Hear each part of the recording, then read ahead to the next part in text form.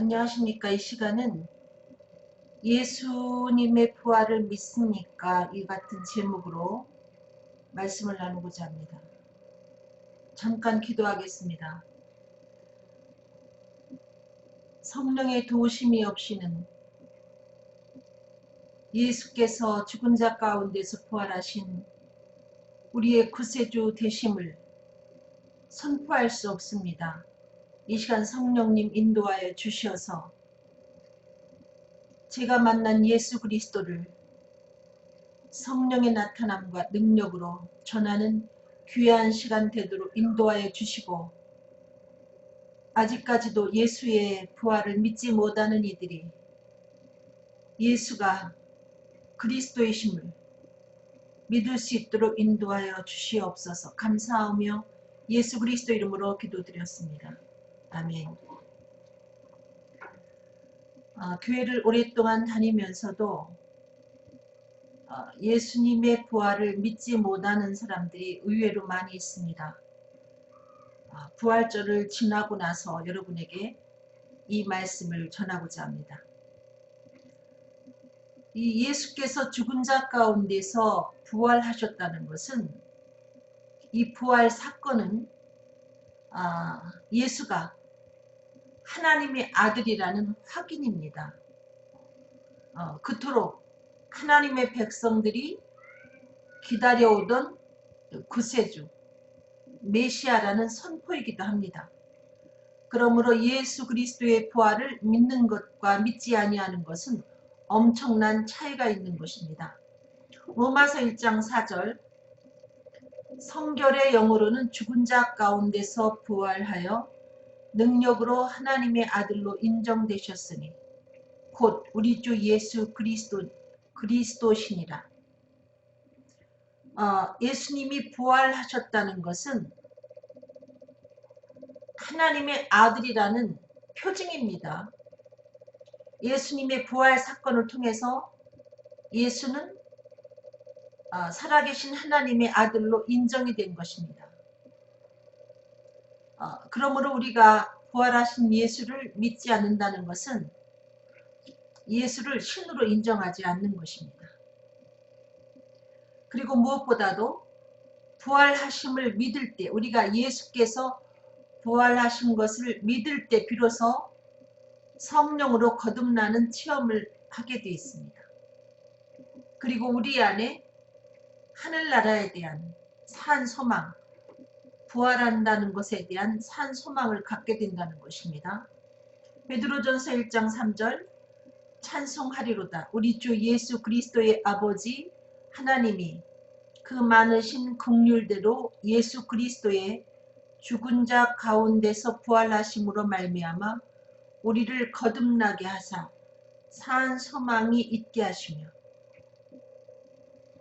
예수 그리스도의 우리가 부활하시는 것을 믿을 때 그냥 역사적으로 존재했던 훌륭한 예수, 성인 중에 한 사람인 예수, 이 정도로 믿고 예수님의 부활을 믿지 아니한다면 우리는 성령으로 거듭나는 체험을 할 수가 없습니다.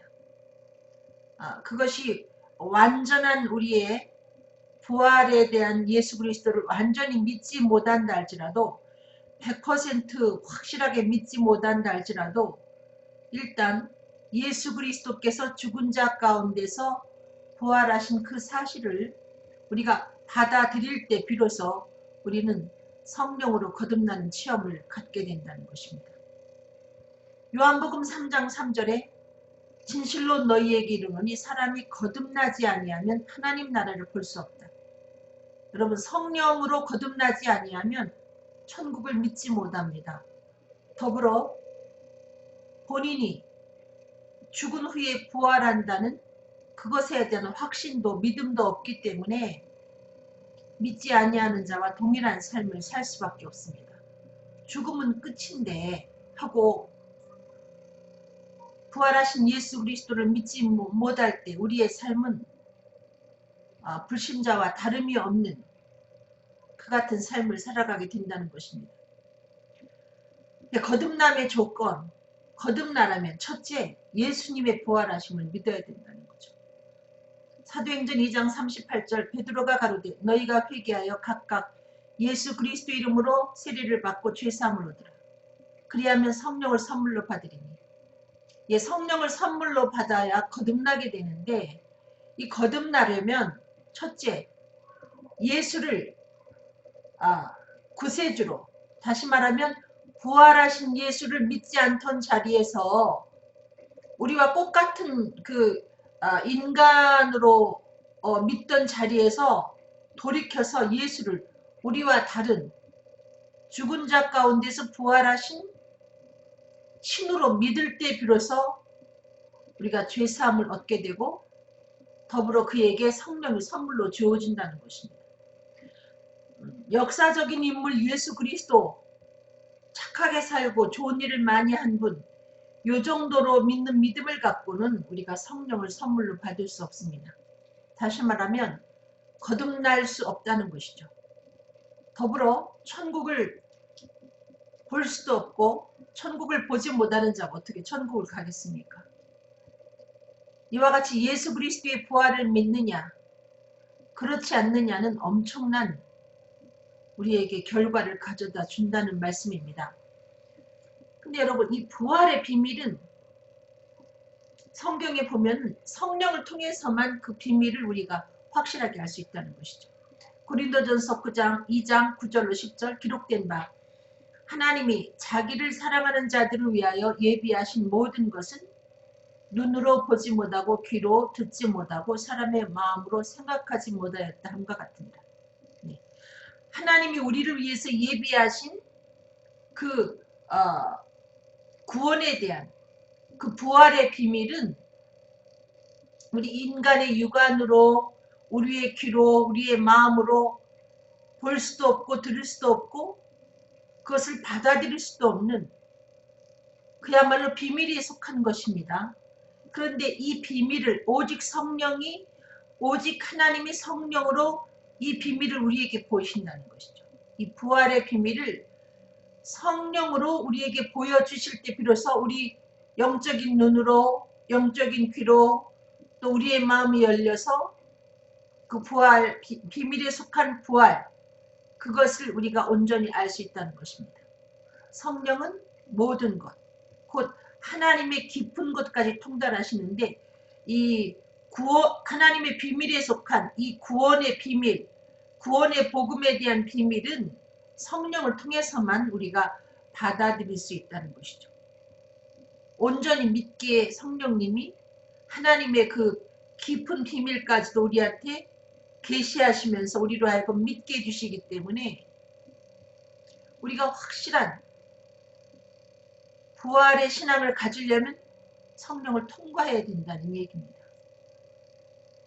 그래서 여러분 성령이라는 것은 교회가 주님 오시는 그날까지 오매불망 사모해야 되는 것이라는 것입니다. 그것이 우리에게 영생을 주기 때문에 믿지 못하던 부활하신 예수를 확실히 믿게 우리를 도와주시기 때문에 확실한 믿음을 갖게 하기 때문에 우리는 오매불망 성령을 사모해야 된다는 것이죠. 형식적으로 성령 달라 성령 충만함 달라 이러는 것이 아니라 정말 간절함으로 우리가 공기가 없으면 살 수 없고 또 물이 없으면 살 수 없고 또 우리에게 그 음식이 조달되지 아니하면 뭐 오랫동안 버틸 수가 없죠. 우리가 마치 그것이 우리 곁에서 없어졌을 때 거기에 대해서 갈구하는 것처럼 이 성령을 간절히 사모하고 우리가 달라고 기도하고 그렇게 해야 된다는 것이죠.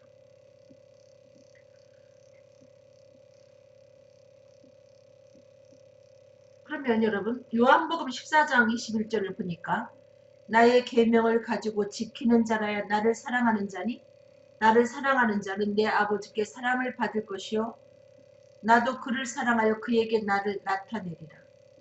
네. 우리가 예수 그리스도를 부활하신 예수 그리스도를 확실히 만나려면 첫째, 계명을 지켜야 된다는 것인데 그 계명을 지킬 때 비로소 우리가 예수님을 사랑한다는 증거를 주님께 보여드리는 것이고 그리할 때 예수님이 우리에게 부활하신 예수 그리스도를 계시해 준다는 것입니다. 그러면 예수님이 오신 다음에 우리에게 주신 계명이 무엇일까? 아주 중요한 얘기예요. 구약에 있는 모든 계명을 다 지켜야 부활하신 예수를 만나는 경험을 할 수 있다. 이 얘기가 아닙니다. 요한일서 3장 23절에 그의 계명은 이것이니 곧 그 아들 예수 그리스도의 이름을 믿고 예수님이 오시기 전에는 우리가 구약에 있는 그 모든 계명을 우리가 지키며 살았고 그것을 우리가 완벽하게 행할 수 없으므로 우리를 건져줄 메시아를 대망하면서 우리의 믿음의 생활을 해왔습니다. 그런데 우리가 그토록 기다리던 메시아 예수님이 이 땅에 오셔서 우리들의 죄를 다 해결해 주셨습니다. 죽은 자 가운데서 부활하셔서 그분이 우리의 메시아 되심을 우리에게 확증해 주셨습니다. 그리고 나서 우리에게 주어진 계명이 무엇이냐? 하나님 아들 예수 그리스도의 이름을 믿는 것. 주 예수를 믿으라. 이거 하나라는 거죠.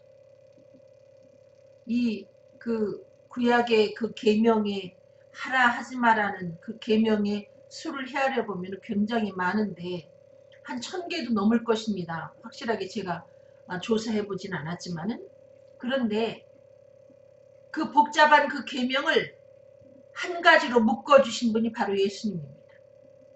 그래서 우리가 그토록 고민하며 잘 지켜보려고 애를 써도 행할 수 없는 그 율법을 예수님이 십자가에서 짊어지고 해결해 주시고 우리에게 요구하는 것은 내가 너네 그 골치 아픈 율법의 문제를 다 해결해 줬고 너의 죄를 해결해 주었으니 나를 너의 구세주로 믿어. 이 한 가지 계명을 우리들에게 하나님이 예수 그리스도를 통해서 요구하신다는 것이죠. 그래서 부활하신 예수를 만나려면 예수를 그리스도로 일단 받아들여야 된다는 것입니다. 본인이 죄인인 것을 깨닫고 인정하고 예수를 구세주로 살아계신 하나님의 아들이고 내 죄를 위해서 죽으시고 다시 사신 나의 구세주로 믿을 때 비로소 우리는 부활하신 예수 그리스도를 성령을 통해서 확실하게 만날 수 있다는 말씀입니다.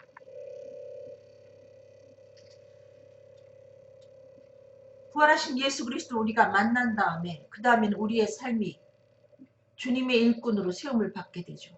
예수 그리스도를 전하는 증인으로서 우리가 세움을 받게 되는데 우리가 그리스도의 일꾼으로 세움받는 목적도 예수 그리스도의 그 부활하심을 증거하게 하기 위함이라는 것이죠. 사도행전 1장 22절 항상 우리와 함께 다니던 사람 중에 하나를 세워 우리로 더불어 예수의 부활하심을 증거할 사람이 되게 하여야 하리라 하거든.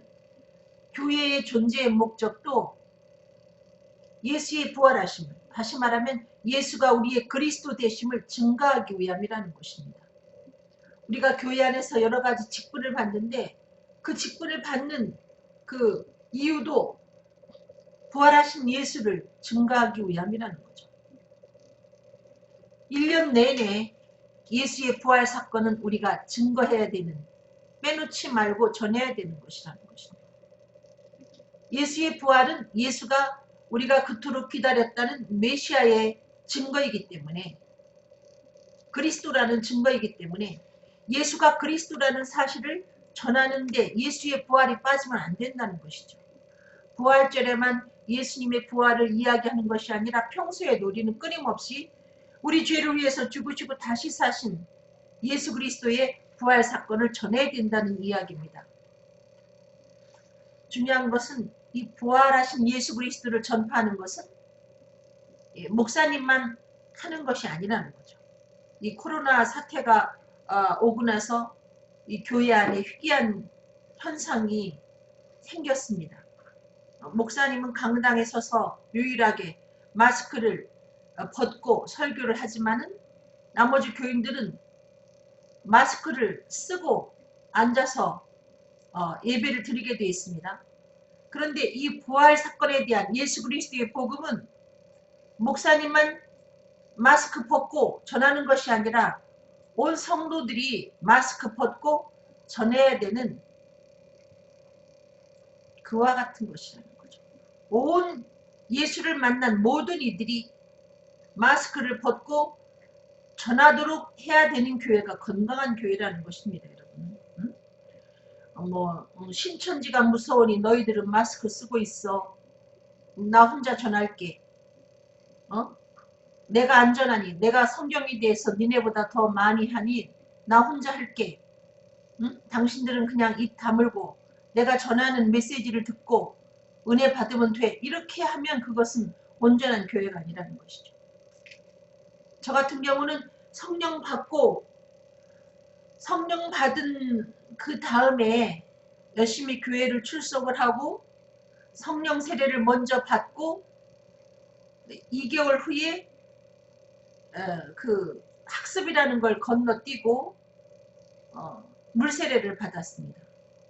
물세례를 받던 날 어떤 그 주일학교 부장되는 분이 저에게 주일학교 교사를 하도록 권유를 해서 또 제가 겁없이 주일학교 교사를 세례받은 다음에 세례받자마자 주일학교 교사를 하게 되었습니다.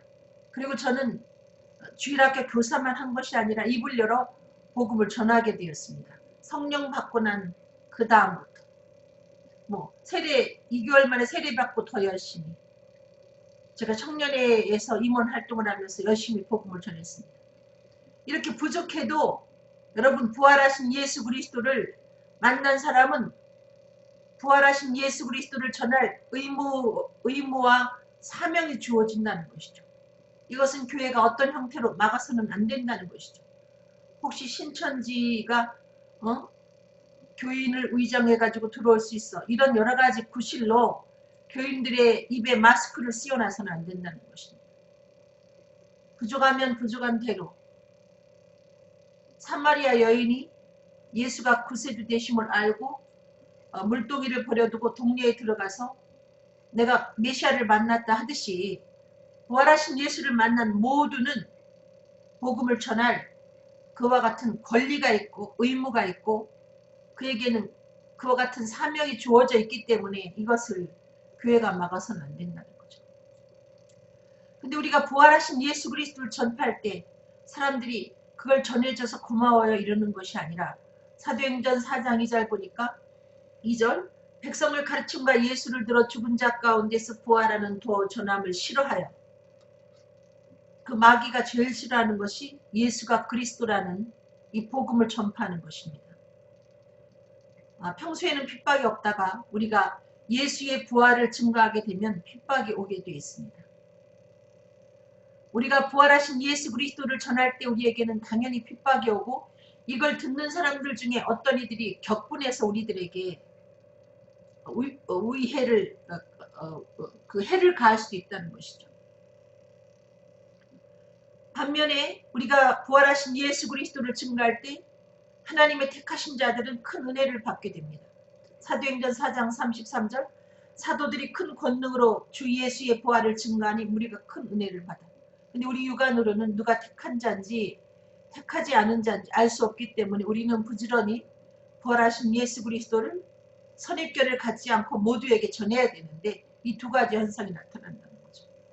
크게 격분하고 이를 갈고 우리를 죽이려고 하는 사람들과 큰 은혜를 받고 감사함으로 이 복음을 받아들이는 사람 이 두 부류로 나눈다는 것입니다. 또 한 가지 성령을 우리가 받아야 부활하신 예수 그리스도를 확실히 믿고 전할 수 있는데 중요한 것은 성령 충만해야 또 우리가 복음도 지속적으로 전할 수 있다는 것이죠. 사도행전 1장 8절 오직 성령이 너희에게 임하시면 너희가 권능을 받고 예루살렘과 온 유대와 사마리아와 땅끝까지 이르러 내 증인이 되리라. 내가 성령을 받았는지 안 받았는지 나 자신을 테스트해보는 그 방법이 있습니다. 내가 예수 그리스도를 증거하는 증인의 삶을 살고 있는지, 예수를 믿는다고 하지만 한 번도 예수를 그리스도라 전파하지 못했다면, 남에게 전하지 못했다면 내가 과연 부활하신 예수를 믿고 있는지, 내가 정말 성령으로 거듭난 사람인지 한번 의심해 볼 필요가 있다는 것이죠. 여러분, 성령 받은 사람은 도무지 예수 이름으로 말하지 말라고 위협하고 핍박을 받게 돼도 견딜 수 없어 전하게 되어 있습니다. 그 임금님 귀는 당나귀 귀라고 이야기를 사람들 앞에서 못하니까 숲에 가서 이야기하듯이, 여러분, 성령 받은 사람, 부활하신 예수 그리스도에 대한 확신 있는 사람은 땅끝까지, 또 본인의 삶이 다하는 그날까지 예수를 그리스도라 증거하게 되어 있습니다. 멈추지 않고. 단 이렇게 부활하신 예수를 경험한 사람이, 성령 받은 사람이 복음 전하는 일을 잠시 멈출 때가 있습니다. 어떤 때냐? 성령 충만하지 못할 때. 마치 기름이 떨어진 차가 가다가 도로에서 그냥 서 있듯이. 저희가 그 전에 교회를 가다가 정말 도로에서 차가 그냥 쓴 적이 있어요. 기름이 떨어져가지고. 여러분, 성령 충만함이라는 것은 복음을 전파하는 우리들에게 윤활유와 같은 것인데, 성령 충만하지 못하면 내가 앞으로 나가고 싶어도 나가지지 않습니다. 복음을 전하고 싶어도 차가 멈춰 있듯이 그게 안 된다는 거죠. 성령 충만함을 구해야 되는 이유가 바로 우리가 복음을 지속적으로 힘있게 증거하기 위함이라는 것이죠. 고린도전서 2장 4절로 5절, 내 말과 내 전도함이 지혜에 권하는 말로 하지 아니하고 다만 성령의 나타남과 능력으로 하여 너의 믿음이 사람의 지혜에 있지 아니하고 다만 하나님의 능력에 있게 하려 하였노라. 아무리 말을 어떤 사람이 잘해도 여러분, 그것이 인간의 지혜의 말로 하나님의 그 말씀을 전한다고 해서 그 복음이 그에게 능력 있게 주어지는 것이 아니라 성령 충만해서 성령의 나타남과 능력으로 복음을 전파할 때 비로소 하나님의 능력에 의한 믿음이 그에게 주어진다는 것입니다. 성령 충만함을 구하는 이유가 바로 여기 있다는 것이죠. 제가 오늘도 그 교회에서 예배를 드리는 중에 이 성령 충만함에 대한 강조하는 설교를 들으면서 참 은혜를 받았는데, 여러분, 성령 충만함을 구하는 것은 매일매일 구해야 된다는 거죠. 성령 충만함이 있어야 우리가 부활하신 예수 그리스도를 만난 사람다운 삶을 살 수 있습니다. 우리 이웃들에게 그리스도를 본받는 삶을 보여줄 수가 있습니다. 그리고 무엇보다 성령 충만해야 비로소 우리가 힘있게 생명 되신 예수 그리스도를 증거할 수 있기 때문에 우리는 매일 매시 무시로 성령 안에서 성령 충만함을 구해야 된다는 것이죠. 기도하겠습니다. 살아서 역사하시는 아버지, 아직도 교회를 다니지만 혹시 예수를 역사적인 인물 정도로 믿고 부활하신 예수, 다시 만날 예수를 믿지 못하는 이가 있다면 이 시간 그가 예수의 부활하심을 받아들이게 하여 주시고, 그리고 약속한 성령을 선물로 받을 수 있도록 인도하시고 거듭남을 경험하고 하늘나라를 소망하면서 성령 충만하여 주님 오시는 그날까지 땅끝까지 복음을 전파하는 증인의 삶을 살 수 있도록 인도하여 주시옵소서. 감사하며 예수 그리스도 이름으로 기도드렸습니다. 아멘. 여러분, 감사합니다. 제가 전한 이 복음은 유튜브에 올려놓습니다. 이경일이라고, 이경일, 유튜브에 들어가서 이경일을 여러분 검색하시면 제가 올려놓은 복음을 들을 수가 있습니다. 여러분 감사합니다. 사랑합니다.